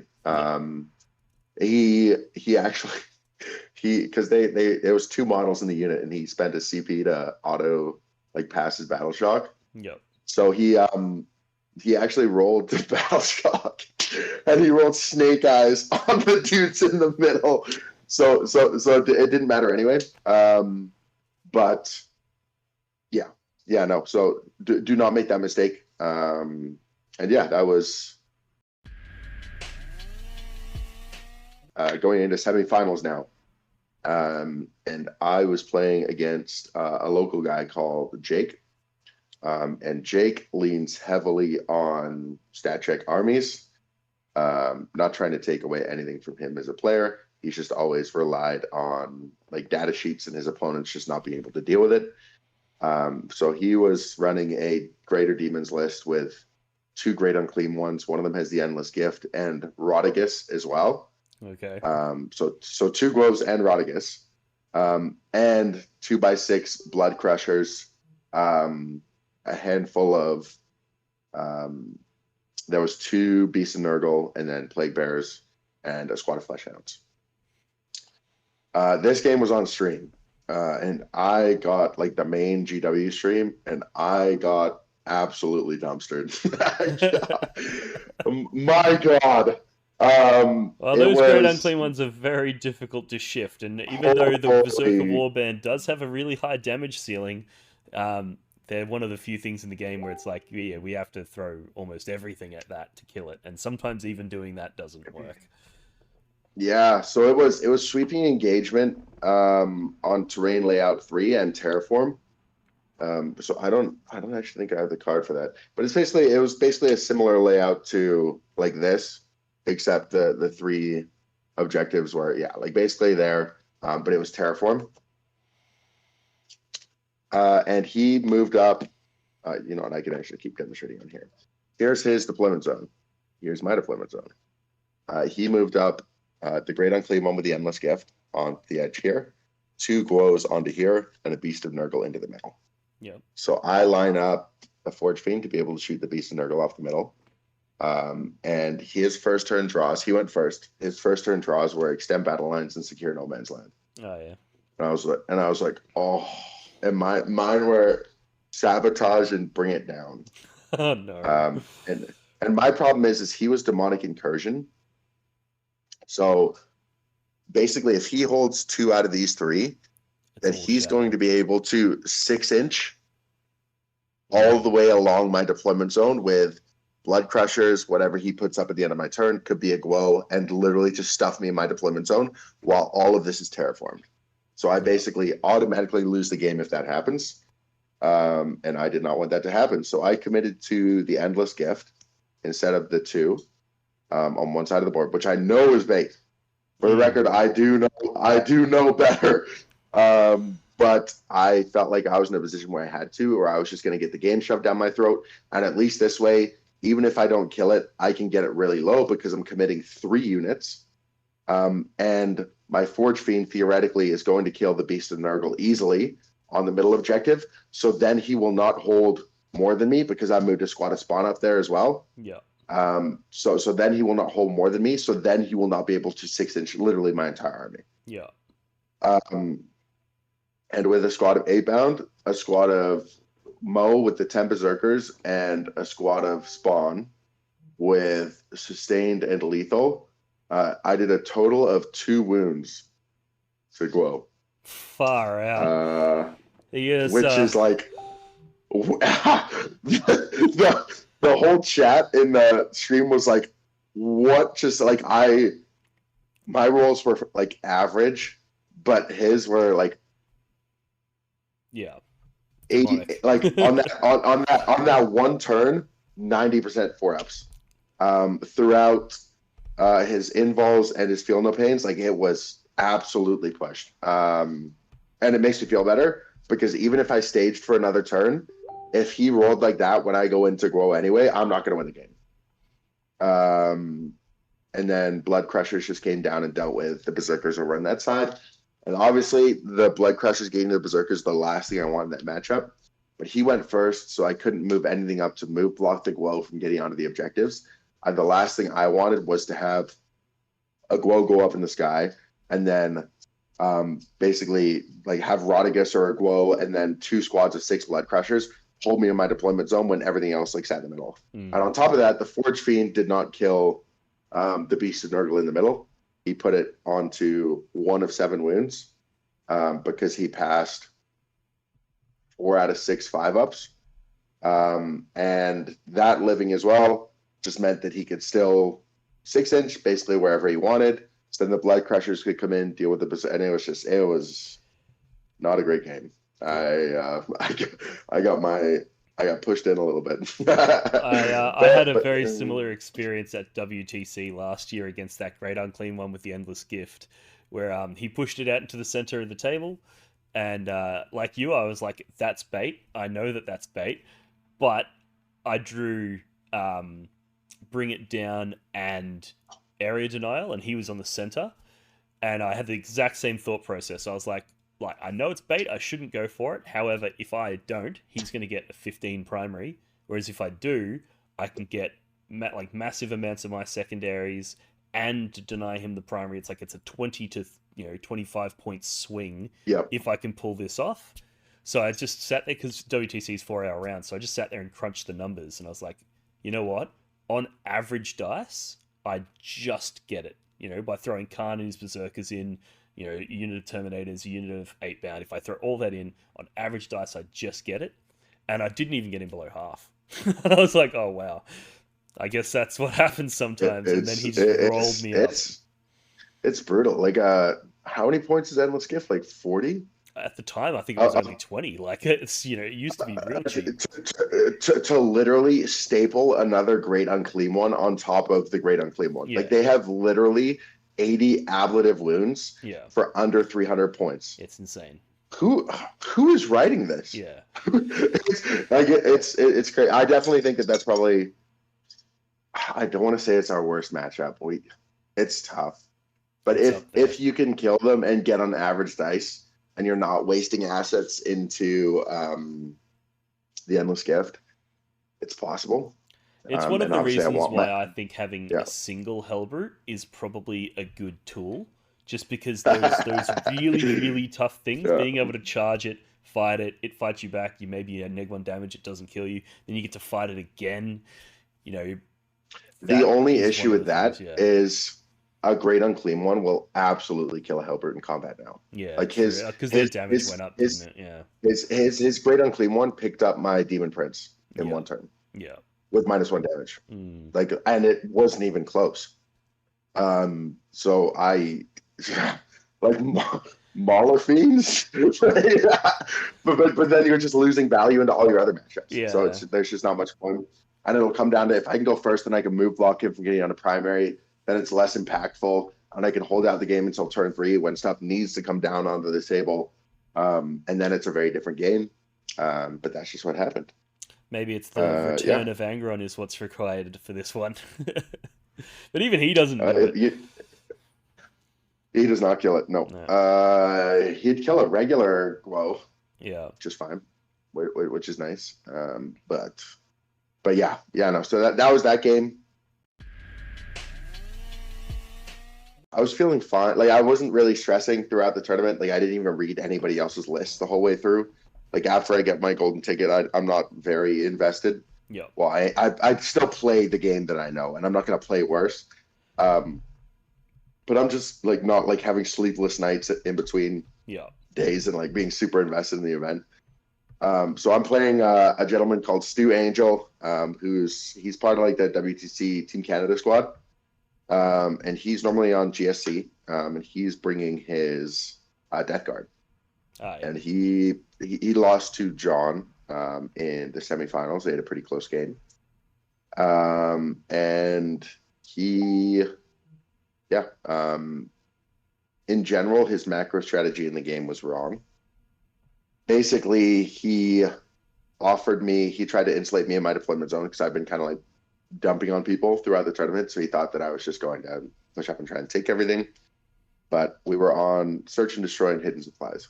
So basically there was 2 objectives in here, not one in the middle, and then search and destroy. And essentially, he moved all his Poxwalkers forward, all 20 of them, and he moved his spawn forward. And I shot his spawn off the table with a Forge Fiend in my next turn because they could get an angle on the spawn without any of his like haulers or drones or anything being able to see me. For context, his list was 2 squads of Death Shroud in the Index detachment, 2 squads of 3 Death Shroud, 1 Lord of Contagion, 1 Lord of Virulence, the 5-up Feel No Pain Demon Prince, Mortarion, 3 Heavy Blight Launcher drones, 1 Flesh Mower drone, and 2 or 3 Blight Haulers, and then 2 squads of Poxwalkers and 1 squad of Spawn. So like vehicle heavy Index with Morty and the Prince. Yeah. Dealt with I had a squad of Spawn go to one of his haulers on the bottom because it was like the only thing on the objective. I went second, and I wanted to get it unstickied. And unfortunately, it was sustained and lethal. They put it down to 2 wounds. It would have been funny if I got it, but it wasn't something that I was expecting to get. Now that's just gunked up in combat, and that was the only thing that could get out and actually see my Forge Fiend. So I'm fine with that where it is. If he wants to fall back, he obviously can't shoot. And it's just protecting my Forge Fiend and protecting my assets for the game. I killed that Forge Fiend that I was protecting, killed his spawn quite easily. And then my other Forge Fiend shot a squad of like Poxwalkers off the table, supported by like Rhino shooting. And basically I'd stage spawn onto like the very top objective that was in a ruin, terrain layout 3, on my side, basically my expansive, and I'd unstickied everything else except for the bottom objective that he was on because I now had spawn sitting on there. But because he went first, obviously his Poxwalkers just kind of sticky basically all in the middle. I am not interested in killing Mortarion in this matchup. I think it's a waste of points, much like the Endless Gift. I'm not really interested in the Prince. I also think that's a little bit of a waste of points because the amount that I have to invest into it is a lot more than I would get out of it. Basically, the big swing was, so here's my deployment zone. Connors Rhinos somewhere in here. There's an 8-bound squad somewhere over here. And here's like a middle ruin on this objective. Basically, my Forge Fiend had moved down to here throughout the game. and there was a squad of Death Shroud that ingressed over here to deal with something that I put in his back line. Like I ingressed my squad and he put down the Death Shroud basically to it was too I pushed it out. So basically the worst thing you want is somebody being able to ingress then heroically intervene. So I measured and I pushed it out. So basically there were two drones. Like there were two drones here and here. My squad was over here in the ruin. And his squad was over here. I charged this with the Exalted and the Slaughterbound, and I made sure that two Exalted here were based, and then the Slaughterbound was not, and so was the other Exalted. So they could swing over into here once they piled in without being intervened into. They didn't kill either of the drones, which was one of them was -1 damage, but like the Slaughterbound split with 3 damage, and it just like either I can't remember if I rolled poorly or he rolled well. On average, I do, but neither of them died, which was fine. It didn't make much of a difference, but that's what the Death Shroud squad came down to deal with. So because I had basically the Death Shroud squad's over here, my Forge Fiend just peeks up over here. I moved up my squad of 8-bound up to here, and my Berserker squad at Karn advanced out of the Rhino up to here. He still has a Blight Hauler here. Those two drones I did not deal with are back here, and his basically his home objectives over here, and the squad of Death Shrouds here, and his Demon Prince is just like hiding in the ruin in between. He reactive moves the Demon Prince to be the closest to eligible. So basically I can no longer get rerolls against the Death Shroud. So I say, okay, we can play ball with that then, if that's what you want me to shoot at. And I move up the other squad, the other Forge Fiend, to be able to see him as well. And I move my Demon Prince to have I think a 7-inch charge into his Demon Prince. And with the double Forge Fiend shooting and my Demon Prince, I'm able to kill his Demon Prince. And as soon as I killed his Demon Prince, I procced my 6-inch Pile and Consolidate. Very nice. Which didn't make much of a difference because the Karn squad double charged this hauler and this squad of Death Shroud with the character. So I would have just had to spend the CP over here to get precision on Karn to go into the character to then proc it. So I did have a little bit of redundancy. But basically after the Karn squad swings in now, the Karn squad piles in. Karn himself and a bunch of other Berserkers are into here. This hauler's on 2 wounds. So I put in all the heavy weapons and then 1 regular weapon into it. And they pick it up. And I kill everything in the Death Shroud squad except for just the character who's left on literally 1 wound. And then the Berserker squad are able to touch his home objective, steal his home from him. Unfortunately, I didn't kill the Death Shroud character as well, or I would have been able to reach out and touch the Tallyman that was stood in his home. But because I've killed this hauler now with these 2 Berserkers that were over here, and all the 8-bound were over here on this side of the hauler, now these guys get to pile in 6 inches. So they pile in 6 inches into the 2 drones that I hadn't killed before, and they pick up the 2 drones.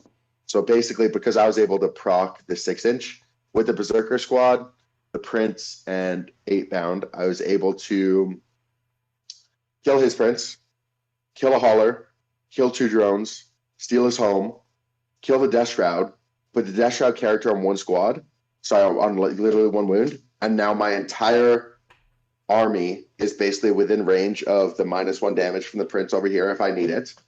And he has to deal with this. His home is gone, his flank is collapsed, I have Fight on Death active, and he has like 1 more squad of Death Shroud over here, like 2 drones all the way down on his expansive, and then more Tarian left on the board.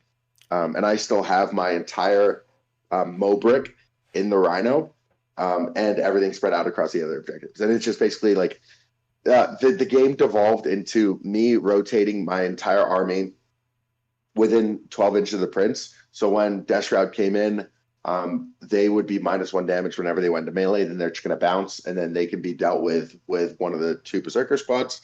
But it was basically just early game trash trading, essentially. And I was trying to put myself in a spot where my Karn and Tedbrick could charge into something of value and then just into his army. And it immediately ended the game. That's quite a decisive turn, that. Well, 100%. And there's not a ton you can do about it. I'm rotating around. I'm not wasting points on Mortarion. And as soon as it opened up, Death Shroud are durable and Death Guard are durable. So I just heavily committed to one side of the board, and I used that to push through into his home. And then once I had that, all he had was like this little corner, and that's not going to be able to deal with my home objective, everything on the 3 no man's land objectives, and the now 800 points of my army that's in his home. And it's just immediately ended the game there. And that, which is, lots of people think that Death Guard's a hard matchup. For us, I actually think that the index detachment is actually like Berserker Warband versus the Death Guard index. I'd argue that it's actually slightly World Leader favored, to be honest. And in general, you're just, because you're rotating everything around the prince anyway, you're just trying to play a game on the middle objectives. And while you're doing that, you're killing time until the Death Shroud have to come down. And then once the Death Shroud are on the board and they're in a position that they don't really like Mortarian's Hammer is a different story because they can kind of pick whatever and then Death Shroud there. But while you can control what the Death Shroud can go into, whether it's either a really bad trade or into a -1 damage squad that fights on death anyway, I think it's actually a very, very manageable matchup for us. And they have less assets than we do on the table. It sounds like you leverage the I think the blessings is very interesting, the way that the new options we have available to us.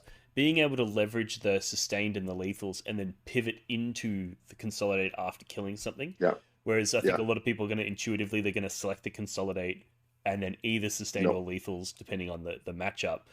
But if you do that, you're not going to pivot to lethals after attacking something, or you're not going to pivot into sustain after attacking. So it sounds like you've got you've mastered that component of the game, and that's made it so the Death Guard matchup, they're tough, but we have sustained and lethals active often. We have fighting on death, which is just an additional level of damage that you're able to do to your opponent in their turn. And sometimes doing damage to your opponent in their turn is what wins you the game. It's not so much what you manage to do in your own turn, it's what you can pull off in their turn. And that sounds like you got that all wrapped up really well as well. Yeah, the entire army basically just rotates around getting the Berserkers in and then finding some way to trigger the 6-inch pile and consolidate. And then you're able to kill an additional 2 units or an additional unit with like an 8-bound squad to get in. And the movement in the army is still there from the advance and charge. It just exists in the 6-inch pile and consolidate now. Yeah, especially when you combine that with an 8-inch blood surge move as well. Like the amount of movement that this army has is actually pretty wild. Did you get it off any? Did you get off any epic blood surge moves throughout the event?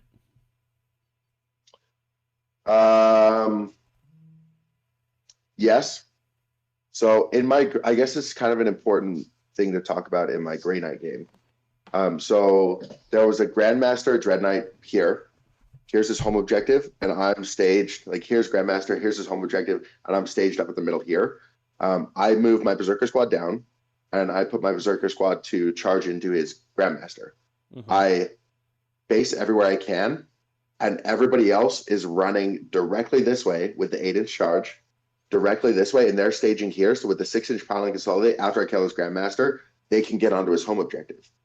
So because you just need to end closer, so they're not going to combat, they're actually over here while all the heavy hitting models are here. So as soon as I kill the Grandmaster, I proc the 6-inch pile and consolidate, get onto his home objective, steal that, and then because he had a Purifier squad on his home, this squad down here that consolidated onto his home was still kind of strung out. The Mo was somewhere here in the middle. Karn was somewhere here in the middle, and everything else was kind of strung out here. He shot it with a Dread Knight. I pulled all my back models and then spent the 1 CP to be able to get the 9 inches inside his home ruin, which was closest to 8 inches, I guess. 8 inches inside his home ruin, which was into combat with that Purifier squad. So not only did I pull myself because he had to hold the primary somehow, not only did I pull myself out of line of sight from the one other Dread Knight that was going to shoot me, but I also put myself into combat on his home objective, and that move from stringing the charge to be able to consolidate to deny his primary to then pull my back model so the entire unit could fit within 8 inches of his home ruin. and then into combat, immediately end of the game. So generally, when you're pulling off moves like that and you have good game knowledge, that alone immediately just breaks your opponent's back. Something like that. Yeah, hell yeah. So that's what I was talking about earlier, where it's like I think sometimes what the World East players need to do is just create those situations where your opponent can make a mistake, because he was probably looking at it thinking, oh, well, if they blood surge into me, they don't get their +1 attack and their +2 strength. They're only AP1. I'm probably going to kill them, but being able, or maybe he just didn't think about it, maybe didn't factor it in, but you know, creating those situations where you get the savage blood surge and you get to take their objective, you know, creating those situations, like you said, with the piling in and the consolidating is one of the skills that you know carries World Eaters players to the top. Learning all the rules of pile and consolidate, especially with access to 6 inches, is absolutely what 95% of World Eater players need to do if they want to like really step up and really start doing well. Yeah, absolutely. It's like it's pile in and consolidate the Codex. You know, like we have so much movement 100%. In our opponent's turn. Strength 10 and then pile in and consolidate. Yeah, 100%. It's fantastic. All right, so that rounds out the event. So what's that? 7 wins, 1 loss. That's an amazing result. You should be very proud, and that puts you in 3rd overall, correct? Yes. So like the GW is going to reorganize. Right now I'm in like 5th or something, but GW is going to reorganize the rankings. Once you're in the semifinals, the lowest you can finish is 4th. And then because I beat the other semifinalist that lost, I'm posted into 3rd. Yeah. That's awesome, man. That's fantastic. You must be super proud of yourself, especially given that you were going into this, you know, not taking it super serious and angsty, like you said. And, you know, I think the low key, that's probably part of why you performed so well. I think a lot of people, when they do take it a little bit too serious, they get in their own head, they apply undue pressure to themselves, and then as a result, they start slipping up, they start making mistakes, they start to spiral out of control when something does go wrong. Whereas going in a little bit more relaxed, you know, you got cucumbers on your eyes, and you're just like, I'm here to play World Eaters and punch things is always exciting, and it's always the way to go. Yeah, my mantra when it comes to games, even at top tables, I used to stress a lot. And my first time ever at a top table, I actually forgot 500 points underneath the table. I was stressing so much. So now every time I get to a top table, even if it's a final at a GT, semifinals on stream, GW, whatever, all I think is turn by turn, I'm going to play my game. I'm not going to focus on who I'm playing. I'm not going to focus on going for some, if I got this move, it would be great. If I got, no, I'm not gambling. I'm not taking risks until I need to. Turn by turn, play the game that I know, and I trust the math. And then apart from that, that's literally all I can do. I'm not emotionally invested in my units. I'm not emotionally invested in the game. And it's just like surgical, turn by turn, what you're used to. And that's all you can control. Yeah, absolutely. That's one of the pieces of advice that I give to Team Australia players at WTC is at the start of each round, I'm like, guys, don't think about the games that you've played so far. Don't think about the games that are to come. You know, don't think about where we're placing. Don't think about how our pairings process went. Just think about this game. You've played it before. You know what you're doing. Go in and play your game. You know, I think a lot of people, they let the pressure of the circumstance, you know, impact them. And in reality, you can't control that. So why give it any thought? You know, save your thoughts for the things you can control. And that's how you play on the table. And I also just find that's an infinitely more enjoyable way to experience an event where you just, it's my movement phase. What do I want to do? You know, what are my options in front of me? How am I going to approach this movement phase? How am I going to approach this game? As opposed to thinking, oh my God, all I need to do is win 2 more games and I might, you know, win the event. Or, I'm so upset about that thing that happened in the last game where I got diced and I failed a 5-inch charge, or, you know, as soon as you start letting things external to the game impact you, it can really have a real world impact on your scores for the other games as well. So your list performed obviously very well, and you did mention earlier that there's nothing that you would change, unless there's something you want to mention on that, or the only switch that you could possibly make is the enhancements from the Mo and the Mo and the Slaughterbound. Just depending on your meta. Like generally, I just look at the tournament I'm going into, who's been winning in that area recently, and what kind of armies I can run into, and then I'll kind of switch around the enhancements based upon that. But I think point for point, this is pretty much the best warband list that I could get together. So No, that's good. That's good. Did you, during your investigations for this event, did you explore any alternatives that even though you're very happy with the way that this list performed, is there anything that you looked at and you were like, you know what, that one seems pretty good too? Like maybe there's a world where that could be ideal for a different player or a different tournament. There was well there was a few. I had another Berserker Warband list lined up, and I had another Khorne Demonkin list lined up. So my Berserker Warband list, kind of the shtick of it, it only included one Berserker squad with Karn. Yep. Basically, it had triple spawn, triple Forge Fiend, Yep. triple 8-bound, and then just the one Rhino, -1 damage prince, the Slaughterbound. I can't remember one. Snatch made room for the points, and yeah, triple spawn, triple slaughter, triple 8-bound, and triple. It had no exalted in the list, and triple Forge Fiend. Yeah. And that was kind of the list that I made. But I really wanted the Ingress, and I really wanted the two Berserker breaks. Yeah. So that was why I fell on that my iteration of the list ultimately, and I do think it's better than that initial list that I wrote. Yep. And then my I can't remember point for point without picking it up, but my Demonkin list basically had 2 squads of Bloodletters. I think it had, is it double or triple Forge Fiend? But it had Scarbrand. It had the Prince. No, it did have the Prince with the -1 damage. Sorry, no, it hit the Prince with the enhancement where he did a bunch more damage. Yep. And then it had the Jug Lord with the enhancement to go with the squad. Yep. And I think I leaned on Flesh Hounds instead of Spawn, just for the uppy downy utility, for scoring, and then just a couple squads of 8-bound, and obviously Jackals for my home, but no Berserkers, nothing fancy.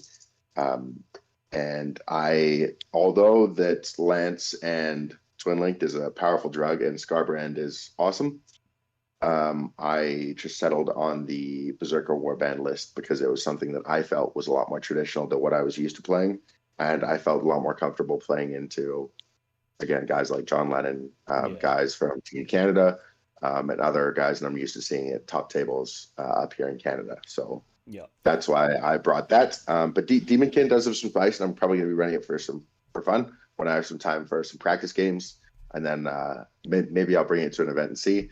But I'm going to try and win the event next weekend, which is an 80-man GT with the Berserker list that I just brought. Yeah, nice. Yeah, I've been playing the Berserker Warband for for the upcoming tournaments because, like you said, it's something I'm familiar with. It's something I'm confident on. But I've been cooking some Demonkin stuff in the background that I think is going to be quite spicy.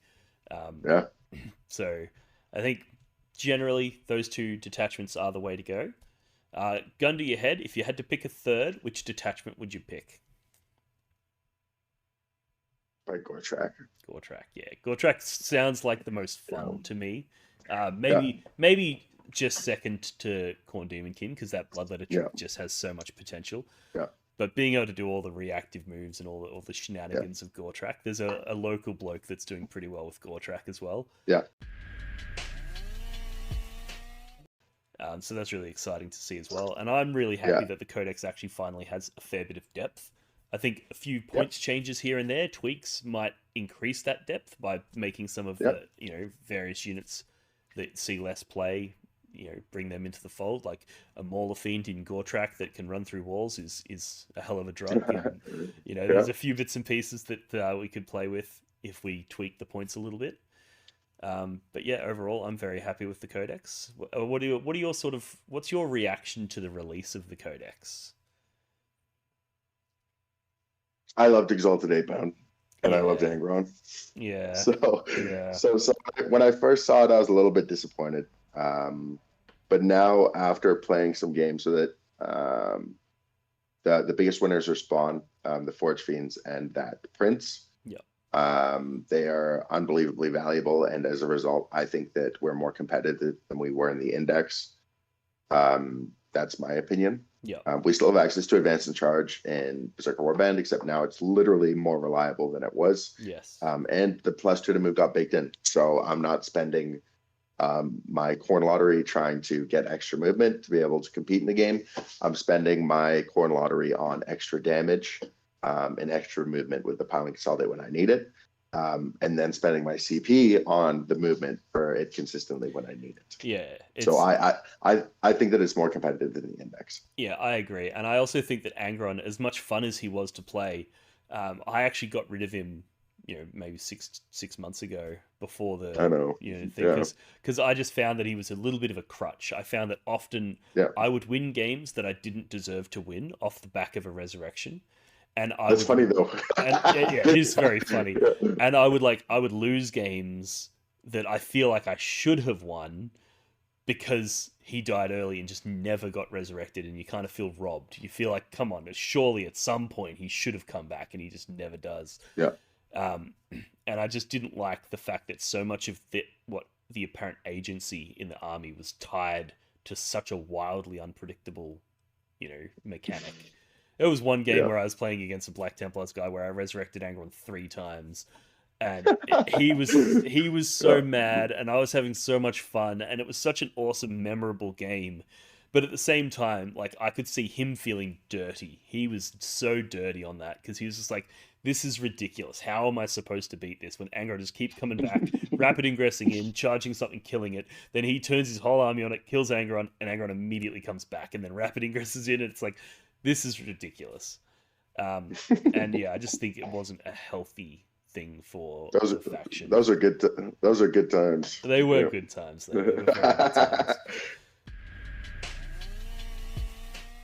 Yeah. But yeah. Alrighty, awesome. Well, thank you very much for your time. Are there any clubs you want to do shout outs for, or any upcoming events that you want to sort of advertise? Because I'm sure, like you said at the start, there's there was always the exciting thing with the 40k celebrities, and maybe people can come say g'day to you at a tournament, and if you've got any coming up that you want to announce. Yeah, for sure. So I've got a couple of tournaments coming up. I'm at the Goonhammer Open in Winnipeg in Canada next weekend. And then I'm at the Western Canadian Team Championships in September. And then if anybody's qualifying for the World Championships of Warhammer in Atlanta in November, I will be there as well. So please come say hi, and we can grab Chick-fil-A together at lunch or something. And those are my closer events. Anything further than that, I don't know yet. But in general, I've been pretty event heavy earlier in the summer, so give myself a little bit of a 40K break. And as far as team shoutouts, I'm part of Prairie Fire Wargaming, which has been the #1 team in Canada for 2 or 3 years running now. We're hoping to keep that up. But I am also part of the Bloodbath team. We're like a little podcast crew, and we kind of highlight a lot of the local Calgary meta. So if you're interested in seeing a little more of me, I'm just over on there talking generally about my thoughts of the state of the game, and that's in a channel called Bloodbath Tactics. Hell yeah. And I'm with my buddies Ben, Cass, and Dave. We tear it up. We have a great time. Talk a lot of crap. And just if you want kind of like a more general game perspective, I'm over on there frequently. And yeah, that's about it. Oh yeah, I'll chuck some links in the description for your channel. That sounds really interesting. Okay, awesome. And hopefully I can get my hands on a gold ticket. They're very hard to come by in Australia, but if I can get my hands on one, I'll be down there at Atlanta with you. So yeah, if you manage to make it out. If you manage to make it out, I'll drag you to the aquarium there. They have whale sharks at the aquarium, and it is unbelievably cool to see. It is awesome. Sounds good. It'll be a great time. Hell yeah. With any luck, I can get my hands on one of those tickets, and I'll see you there. Yeah. See you there. Alrighty, awesome. Thanks again, mate. Yeah.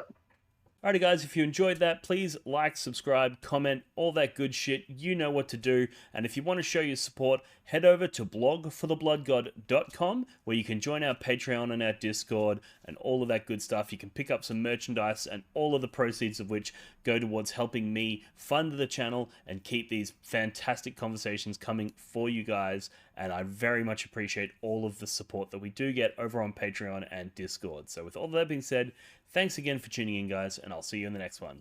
Cheers.